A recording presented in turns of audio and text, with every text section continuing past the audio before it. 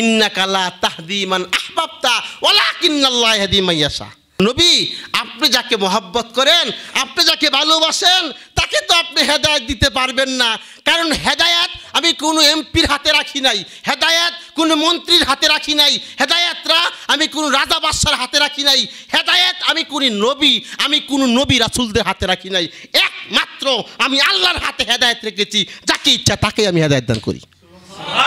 চিন্তা করেন, ফেরাউনের দাসীর ঈমান থেকে জান্নাতে নিয়ে গেছে, নমরুদের মেয়ের ঈমান থেকে জান্নাতে নিয়ে গেছে।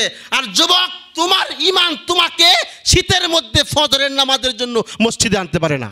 আমার দুঃখ লাগে বিষয়টা, আমার দুঃখ লাগে।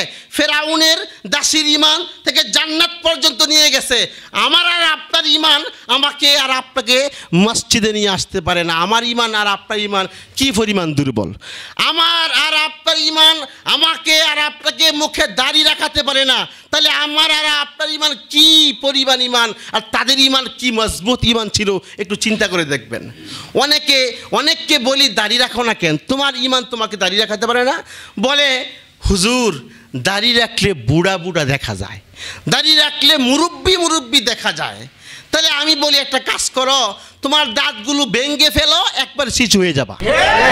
তোমার আকল নাই, শিক্ষাও নাই, দীক্ষাও নাই। হাদিসে আসছে আহফুস সাওয়ারিব ওয়াফুল লিহা। আবার অনেকে একটা যুক্তিসঙ্গত কথা বলে, এটা হলো যে হুজুর আমার এই জায়গায় কতটুকু দাড়ি আছে, এই দাড়িগুলো রাখলে মানুষ ঠাট্টা করে। আমি বুঝি না এটা কোন জামানায় পড়েছি, নবীদের দাড়ি রাখলেও ঠাট্টা করে মানুষ। ঈমান হারা হয়ে মৃত্যুবরণ করার সম্ভাবনা আছে। আমাদের আঞ্চলিক ভাষায় আমি দেখেছি, এটা বাস্তব কথা, এই জায়গায় কতটুকু দাড়ি হলে আমাদের আঞ্চলিক ভাষায় বলা হয় ছাগল্লা দাড়ি। আল্লাহ মাফ করুক, নাউজুবিল্লাহ। হযরত জুনাইদ বাগদাদী রাহমাতুল্লাহ, উনি রাস্তা দিয়ে হাঁটছেন, তরকারি বিক্রি করে এক মহিলা দাঁড়ায় বলতেছে, হুজুর আপনাকে একটা প্রশ্ন করতাম। জুনাইদ বাগদাদী রাহমাতুল্লাহ জগৎ বিখ্যাত আল্লাহওয়ালা ছিলেন। বলতেছে, ঠিক আছে করেন। বলতেছে, আপনার এই জায়গায় যে কতগুলো দাড়ি আছে, আর আমার বাড়িতে একটা ছাগল আছে, ছাগলের এত দাড়ি আছে।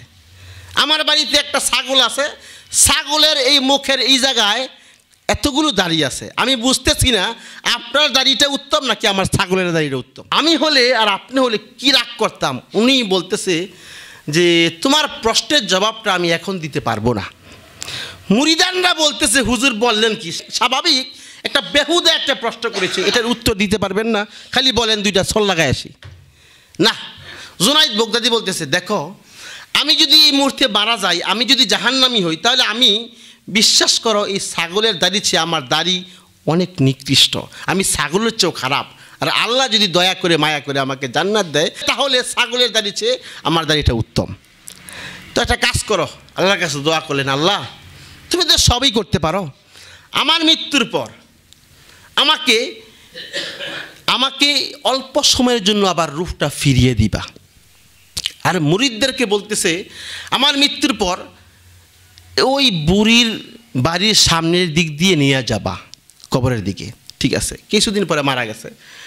মারা যাওয়ার পরে জানাজার নামাজের পর লাশটা নিয়ে যাচ্ছে ওই বুড়ির বাড়ির সামনের দিক দিয়ে নিয়ে যাওয়ার পরে, ঠিক ওই বুড়ির বাড়ির সামনে যাওয়ার পরে আল্লাহ পাক তার রূহটা সাময়িক অল্প সময়ের জন্য আবার ফিরিয়ে দিলেন। ফিরিয়ে দেওয়ার পরে জুনাইদ বাগদাদী বলতেছে যে, দেখো বুড়ি, তোমার ছাগলের দাড়ি চেয়ে আমার দাড়ি হাজার লক্ষ কোটি গুণ উত্তম। কারণ